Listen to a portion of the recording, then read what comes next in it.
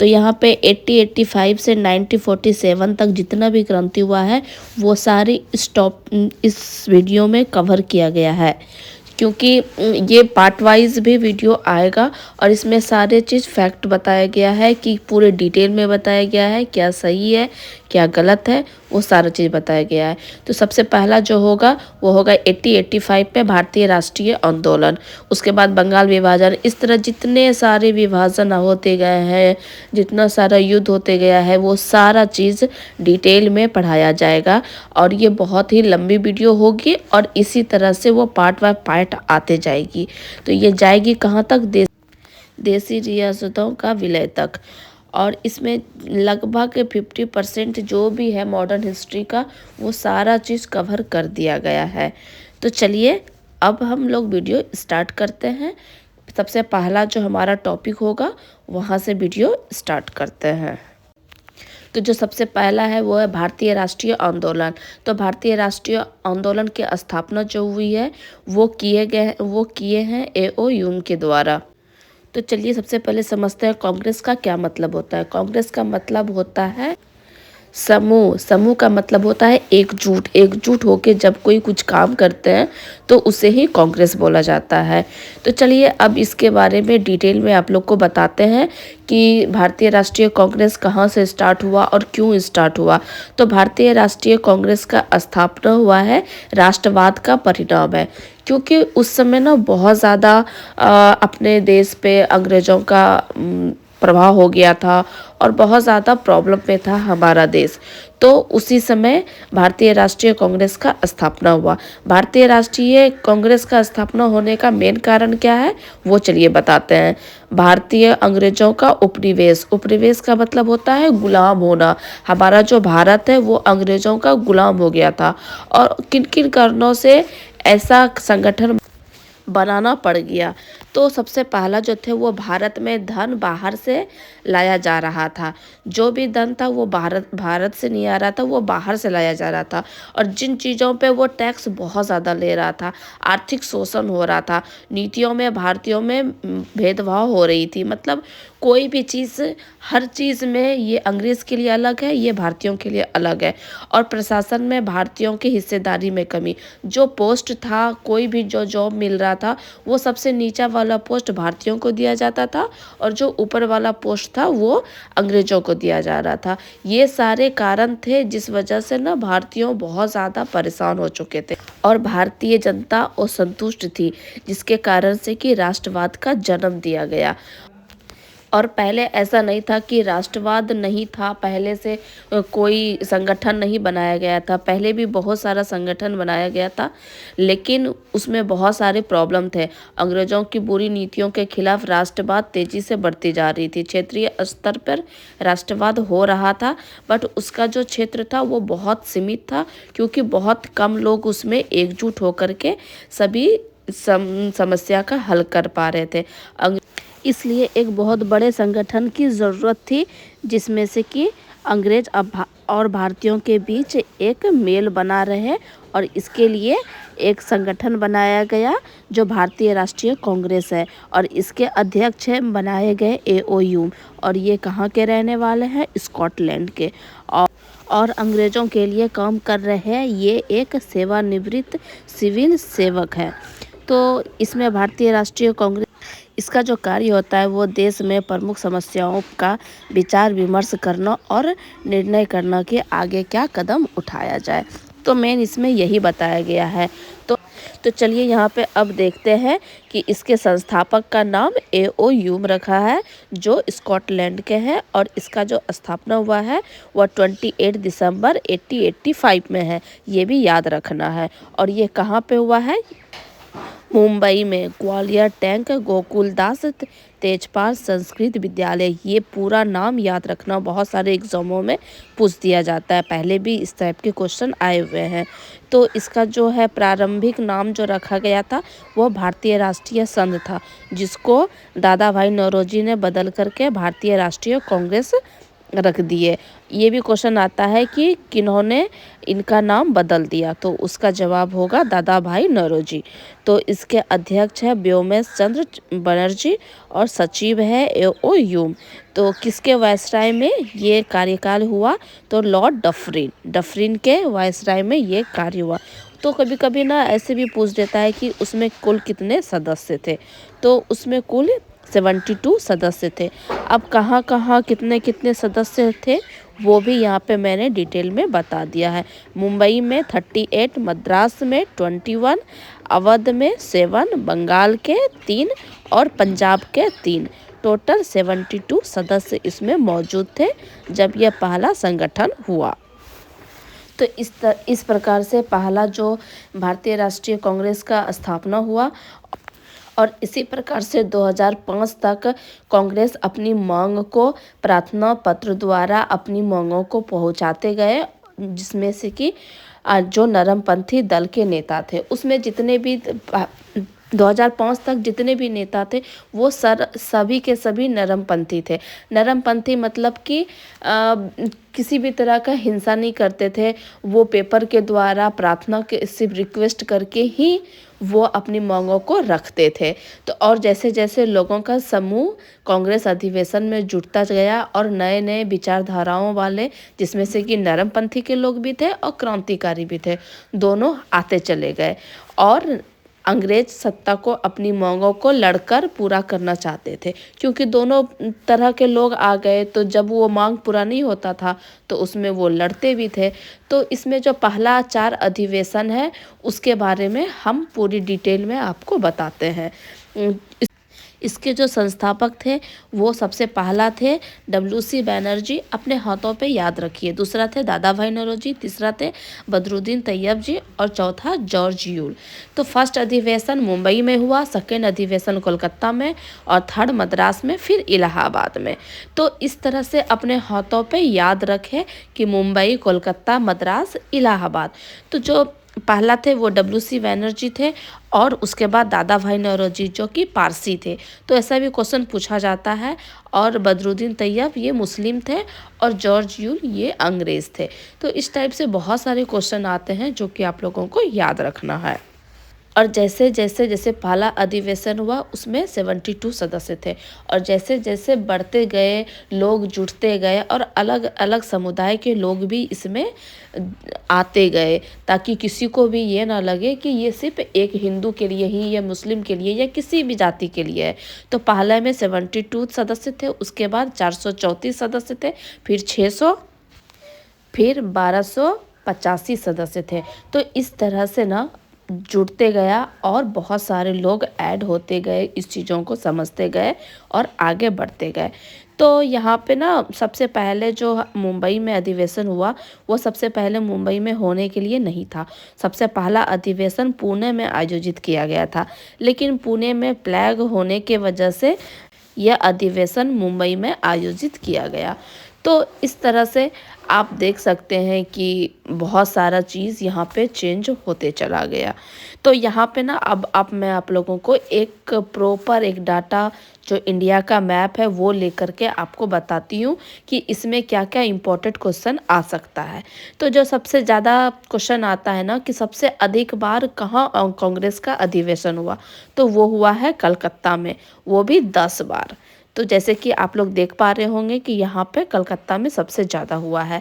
और और क्वेश्चन आता है कि अभी इंडिया से बाहर कितना अधिवेशन हुआ है, तो 2 अधिवेशन, एक लाहौर में एक कराची में, दोनों कहाँ पे है? पाकिस्तान में। पहले वो इंडिया में ही था जब ये अधिवेशन हुआ, अब वो इंडिया से बाहर है। और एक है एकमात्र पूर्वी राज्य कहाँ है? तो गुवाहाटी। तो इस तरह से इम्पोर्टेंट क्वेश्चन आ सकते हैं। तो जो भी इम्पोर्टेंट था वो सब मैंने इसमें बता दिया। अब जो नेक्स्ट टॉपिक है वह है भारतीय राष्ट्रीय आंदोलन का स्वरूप। तो इनके 3 स्वरूप है।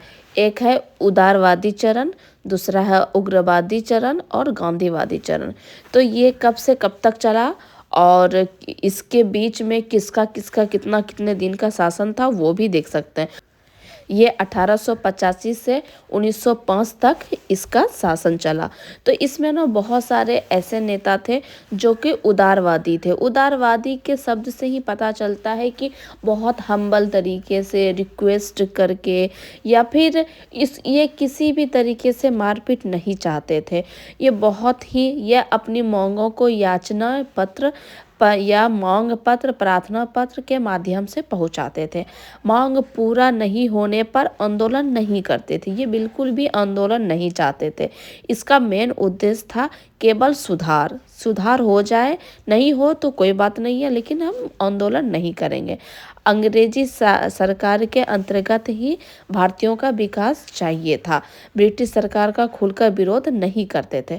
तो इसमें से कौन कौन से नेता थे ये भी चलिए बताते हैं। सबसे फिरोज शाह मेहता, बदरुद्दीन तैयब, दादा भाई नौरोजी, गोपाल सिंह गोखले, रास बिहारी घोष, सुरेंद्र नाथ बनर्जी, WC बनर्जी और A.O. ह्यूम थे। ये सभी जो थे वह थे उदारवादी चरण के नेता। तो सबसे पहला तो हो गया उदारवादी।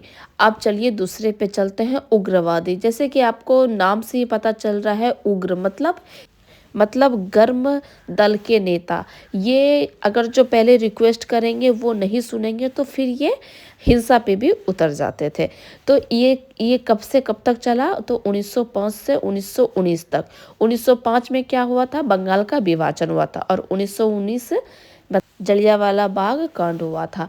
तो इसमें से कौन कौन से नेता थे, इसमें थे लाला लाजपत राय, बाल गंगाधर तिलक, बिपिन चंद्र पाल, रास बिहारी घोष और अरविंदो घोष। तो ये सारे जो नेता थे ये सारे थे उग्रवादी। मतलब ये लोग पहले रिक्वेस्ट करते थे, कोई भी चीज़ अगर जो नहीं सरकार सुनती थी, अंग्रेज नहीं सुनती थी, तो ये लोग आंदोलन करने के लिए भी तैयार हो जाते थे। ये अपनी मांग को पूरा करने हेतु भारी आंदोलन, बहिष्कार, हड़ताल और प्रदर्शन, जुलूस का सहारा लेते थे। और बट ये एक चीज़ इसमें अच्छा था, ये अहिंसात्मक रूप से करते थे, हिंसात्मक रूप से नहीं, अहिंसात्मक रूप से करते थे। ये आंदोलन करते थे, रोड जाम करते थे, लेकिन किसी को मारते नहीं थे। ये अहिंसात्मक आंदोलन करते थे और इनका मेन उद्देश्य था स्वराज्य। तो अब जो तीसरा है वो है गांधीवाद चरण, और ये कब से कब तक चला, 1919 से 1947 तक। इसमें से गांधीवादी चरण थे, इसमें से सिर्फ दो ही नेता थे, एक थे जवाहरलाल नेहरू और दूसरा थे महात्मा गांधी। तो इनका मेन मकसद था सत्य, अहिंसा और सत्याग्रह पर आधारित। तो इनका ये भी अहिंसात्मक आंदोलन में अपना पूरी मांगों को करना चाहते थे। तो एक नेता थे जो उग्रवादी थे, जो कि अहिंसात्मक तरीके से करते थे, और एक नेता थे जो कि हिंसात्मक रूप से भी आंदोलन करते थे। तो उनको क्या बोला गया, क्रांतिकारी आंदोलन। लेकिन जो हड़ताल, जुलूस, बहिष्कार द्वारा नहीं मानने पर अहिंसात्मक का साथ लेते थे, जैसे आगजनी, बमबारी, हत्या इत्यादि का सहारा लेते थे, वे क्रांतिकारी कहलाए। तो इसमें से जो सबसे मेन थे वो थे चंद्रशेखर आज़ाद, भगत सिंह और राजगुरु। तो ये सब मेन नेता थे जो कि इस टाइप का काम करते थे। अब इसमें प्रमुख उग्रवादी या नरमपंथी नेता कौन थे, उसका अपना क्या परिचय था, वो चलिए बताते हैं। तो सबसे पहला जो है वो है A.O. ह्यूम है। इसका पूरा नाम है A.O. ह्यूम। ये निवास करते थे, ये रहते थे स्कॉटलैंड में, जो कि एक सेवानिवृत्त ब्रिटिश सिविल सेवक थे। वह 1849 में नियुक्त हुए थे IS के रूप में, और वो 1882 में मतलब रिटायर हो गए। और ये पत्रिका जनक के मित्र और हर्मिट ऑफ शिमला इन्हें कहा जाता था, क्योंकि ये शिमला में निवास करते थे। 1885 में भारतीय राष्ट्रीय कांग्रेस का स्थापना हुआ और पक्षी विज्ञान के ये जनक थे। 96 तक कांग्रेस के ये सचिव रहे। तो ये चलिए बता रहे हैं हम A.O. ह्यूम के बारे में। उसके बाद है रास बिहारी घोष। ये कलकत्ता हाई कोर्ट के वकील थे। और 1907 के कोलकाता अधिवेशन में ये अध्यक्ष भी रह चुके हैं। 1908 में मद्रास अधिवेशन में अध्यक्ष रह चुके हैं। तो अब चलिए चलते हैं सुरेंद्र नाथ बनर्जी, जो सिविल सेवा में चुने जाने वाले प्रथम भारतीय थे, और ये 1879 में इंडियन एसोसिएट की स्थापना किए थे, और 1895 और 1902 में कांग्रेस के अध्यक्ष भी बने। ये 2 बार अध्यक्ष बने थे। तो अब जो नेक्स्ट है वो है गोपाल कृष्ण गोखले। ये महाराष्ट्र के सुकरात भी कहे जाते हैं, गांधी जी के राजगुरु भी कहते हैं। ये बहुत बार क्वेश्चन आया है कि गांधी जी के राजनीतिक गुरु कौन है, तो गोपाल कृष्ण गोखले। 1905 में भारतीय राष्ट्रीय कांग्रेस की स्थापना इन्हीं के द्वारा किया गया, जो बनारस में हुआ था। 1905 में सर्वेंट ऑफ इंडियन सोसाइटी की स्थापना हुई। नेक्स्ट है दादा भाई नौरोजी। इसे grand old man of India भी कहा जाता है। ये बहुत बार क्वेश्चन पूछा गया है, इसको नोट कर लीजिएगा। और 1860 में इंग्लैंड में ईस्ट इंडिया एसोसिएशन की स्थापना की गई। भारतीय राष्ट्रीय कांग्रेस ये 3 बार अध्यक्ष बने। एक है 1886 में कोलकाता का, 1893 में लाहौर में, और एक 1906 में कोलकाता में। तो ये 3 बार अध्यक्ष बने हैं। ये इम्पोर्टेंट है, इसको ध्यान में रखा जाए। और 1892 में लिबरल पार्टी के टिकट से ब्रिटिश हाउस ऑफ कॉमन में चुने जाने वाले पहले भारतीय थे, और इसे धन के बहिर्गमन सिद्धांत दिए। इनका जो पुस्तक था वो poverty and un British rule in India थी। पुस्तक के बारे में बहुत बार क्वेश्चन पूछी दी गई है, और TRE 4 में भी पूछी जाएगी। अब गर्मपंथी के नेता के बारे में देखते हैं। इसमें पहले हैं बाल गंगाधर तिलक। इन्हें उपाधि दिया गया है लोकमान्य का। इनके जो प्रमुख समाचार पत्र हैं वो हैं 2, एक है मराठा और दूसरा है केसरी, जो कि बहुत इम्पोर्टेंट है। इससे भी बहुत बार क्वेश्चन आई है। तो ये भी ध्यान रखना है कि मराठा जो है वो मराठा में ने लिख करके अंग्रेजी में लिखा गया है, और केसरी जो है वो मराठा में लिखा गया है। और गणपति उत्सव और शिवाजी उत्सव में शुरुआत ये किए।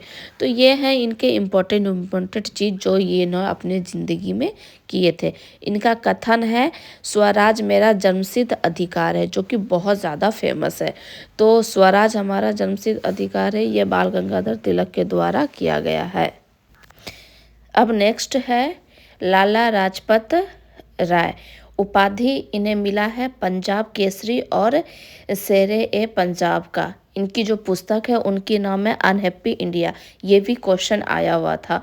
जो भी पुस्तक है ना वो अच्छे से ध्यान से देख लें, क्योंकि ये बार बार पूछता है। और 1920 में कांग्रेस अधिवेशन की ये अध्यक्षता की है। साइमन कमीशन के विरोध में 17 नवंबर 1928 में इनकी मृत्यु हो गई। तो ये थे कुछ, और भी हैं जिसके बारे में कि हम आपको बताते हैं। तो अरविंदो घोष, इनकी पत्रिका का नाम है युगांतर। ये भी एक क्वेश्चन था। जिनकी साप्ताहिक पत्रिका कर्म योगी और धर्म, इनकी एक मुख्य चीज़ है। तो चलिए अब बताते हैं। अब नेक्स्ट टॉपिक जो है ना वो है बंगाल विभाजन। बंगाल विभाजन क्यों हुआ, किस वजह से हुआ, और कौन करवाए, और करवाने का क्या मेन कारण था, चलिए उस पर अब ध्यान देते हैं। तो पहले जो बंगाल था ना वो अभी तत्कालीन बांग्लादेश, बिहार, उड़ीसा, झारखंड, बांग्लादेश और असम सब मिला करके एक था बंगाल। पहले जब विभाजन के पहले, तो उस समय क्या था, तत्कालिक बंगाल उस समय का सबसे बड़ा और शक्तिशाली राज्य था। सबसे अधिक क्रांतिकारी नेता वहीं से थे, और जो अंग्रेज की नीति का विरोध करते थे। सबसे ज़्यादा क्रांतिकारी होने के वजह से ना वहाँ ना अंग्रेज़ों को ये चीज़ खटकने लगा। बांग्ला राष्ट्रवाद का गढ़ था, क्योंकि बंगाल से ही धार्मिक और सामाजिक सुधार प्रारंभ हुए, जैसे राजा राम मोहन राय लाला लाजपत राय, अरविंद नाथ टैगोर द्वारा बहुत सारा ऐसे क्रांतिकारी है जो वहीं के थे। इसीलिए ना अंग्रेज़ों को वो चीज़ खटकने लगा, और उन्हें लगा कि चलो इसको तोड़ दिया जाए। हिंदू मुस्लिम कर करके इसका विभाजन किया गया। तो बांग्लादेश को अलग करने का कारण अंग्रेज़ों ने क्या बताया? उनका कारण था बांग्ला बहुत बड़ा प्रांत है जिसको संभालना कठिन है, तो इसका विभाजन कर दिया जाए। ये ऐसी कुछ बात थी ही नहीं, एक्चुअली उसको तोड़ तोड़ करके फुट डालो और राज करो, मेन उसका यही नीति था। इसलिए उसके पीछे अंग्रेज बंगाल का विभाजन करके आंदोलन को कमज़ोर करना चाहते थे, हिंदू और मुस्लिम की एकता को तोड़ना चाहते थे, मेन कारण यही था। अंग्रेज मुस्लिमों को यह कह कर एक अलग राज्य स्थापित की, नए प्रांत में मुस्लिमों का बहुत बहुमत होगा जो आप लोगों के हित में होगा। इस प्रकार अंग्रेज बंगाल विभाजन करने में सफल रहा और बंगाल को धार्मिक रूप से अलग कर दिया ताकि वह अपने ही धार्मिक मामलों में उलझे रहे। लेकिन उनको लगता था कि बंगाल धार्मिक उलझनों में ये लोग को हम पड़ा देंगे, हिंदू मुस्लिम कर देंगे, तो ये लोग अपने में ही लड़ते रहेगा और अंग्रेज शासन करते जाएगा। लेकिन ऐसा हुआ नहीं, सब चीज़ उल्टा पड़ गया स्वदेशी, और यहीं से स्वदेशी आंदोलन की शुरुआत हो गई। स्वदेशी आंदोलन उसी समय बंगाल विभाजन के समय ही स्टार्ट हुई थी। अब नेक्स्ट देखते हैं कि बंगाल विभाजन कब हुआ, कैसे हुआ। तो ये 3 अक्टूबर 1903 विभाजन का सबसे पहले उसमें ना प्रस्ताव देना पड़ता है, तो सांसद में दिया जाता है कोई भी चीज़ का प्रस्ताव। लेकिन उस समय के क्या था, ब्रिटिश का सांसद था, तो सबसे पहले वहाँ पे प्रस्ताव दिया गया ब्रिटिश संसद में। और उसके बाद 19 जुलाई 1905 को विभाजन का प्रस्ताव लोगों के समक्ष रखा गया। फिर 20 जुलाई 1905 को समाचार पत्रों में विभाजन की घोषणा प्रकाशित की गई। उसके बाद फिर 7 अगस्त 1905 को विभाजन का विरोध किया स्वदेशी आंदोलन। तो स्वदेशी आंदोलन कब होगा? 7 अगस्त 1905 को। उस समय वो लोग चाहते थे कि हम आंदोलन कर देंगे तो ये विभाजन नहीं होगा, बट ऐसा हुआ नहीं। अंत में 16 अक्टूबर 1905 को विभाजन लागू कर दिया गया।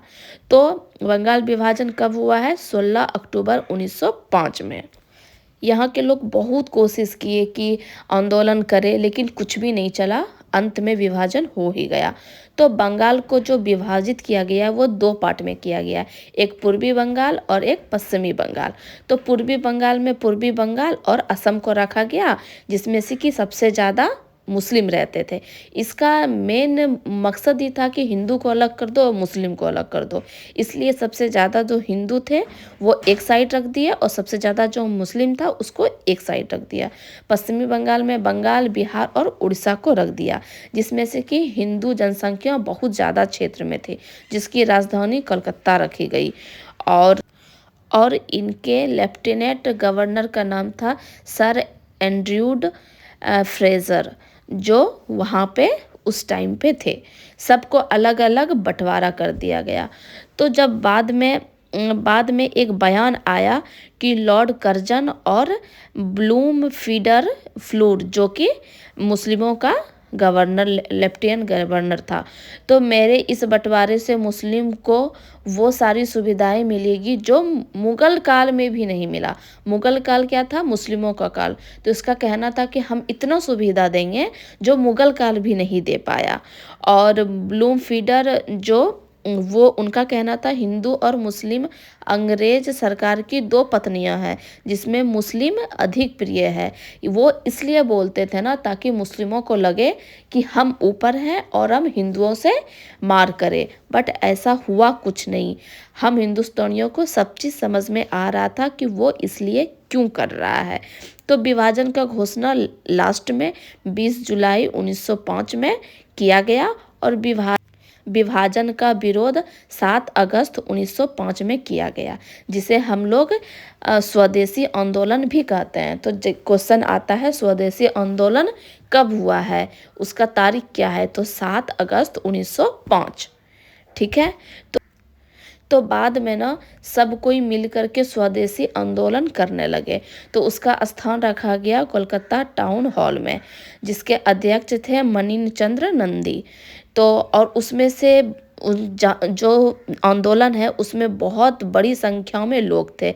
60,000 से 70,000 लोग उस आयोजन में शामिल हुए ये विद्रोह करने के लिए। स्वदेशियों को अपनाना और विदेशियों का बहिष्कार करना। सबसे पहले सब कोई मिल कर के क्या किया ना, जो स्वदेशी कपड़ा उपड़ा था वो कहा कि अपना स्वदेशी चीज़ हम अपनाएंगे, विदेशी चीज़ का बहिष्कार करेंगे। और ये कौन किए? कृष्ण कुमार मिश्र के सुझाव में। और यह बहिष्कार तब तक किया जाएगा जब तक अंग्रेजी सरकार बंगाल विभाजन की घोषणा को वापस नहीं ले लेती। उन लोगों का यही था कि हम लोग इसका बहिष्कार करेंगे ताकि अंग्रेज़ बंगाल विभाजन को रोक दे।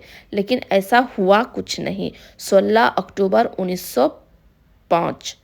1905 को विभाजन लागू किया गया। मिसप्रिंट हो गया है, 1950 लिख गया है, बट 1905 को विभाजन लागू हो गया, जिसके कारण आंदोलन और तेजी से हो गया। विदेशी वस्तुओं था उसका होली दहन हुआ। जैसे होलिका दहन में जो भी खराब चीज़ रहता है, जो भी जो चीज़ से सब हम लोग सब कोई परेशान रहते हैं, जितना निगेटिविटी है वो सबको जला देते हैं। तो उसी तरह सारे विदेशी वस्तुओं का बहिष्कार करने लगे, सब कोई मिल करके जलाने लगे। और उसका जो नारा था वो था वंदे भारत। तो ये भी क्वेश्चन आता है कि स्वदेशी आंदोलन में नारा क्या था स्वदेशी आंदोलन का? तो उसका नारा था वंदे भारत। ये भी एक क्वेश्चन पीआरटी में आया हुआ है। विभाजन लागू होने के बाद घटित घटना। जब विभाजन हो गया उसके बाद क्या क्या हुआ? तो वो लोग बहुत कोशिश करने के बाद जब आंदोलन हुआ फिर भी कुछ नहीं हुआ, तो लास्ट में 16 अक्टूबर को राखी दिवस मनाया जाने लगा। रविन्द्रनाथ टैगोर के सुझाव में एकता दिखाने के लिए पूर्वी और पश्चिमी बंगाल के लोगों ने एक साथ एक दूसरे की कलाई पर राखी बांधी और उसे राखी दिवस के रूप में जानने लगे। और फिर उसी 16 अक्टूबर को शोक दिवस भी मनाया जाता है। क्यों? क्योंकि उस दिन हम भाई लोग अलग अलग हुए थे, तो इसलिए उस दिन को शोक दिवस भी मनाया जाता है। तो और इसी आंदोलन के दौरान रविन्द्रनाथ टैगोर ने एक गीत लिखा जिसका नाम था आमार सोनार बांग्ला। और ये उस टाइम पे लिखा गया जो अभी बांग्लादेश का राष्ट्रीय गान है, जो बंगाली में है। तो आज की टॉपिक यहीं तक रहेगी। कल अब नेक्स्ट टॉपिक पे मेरी वीडियो आएगी। तब तक के लिए बाय।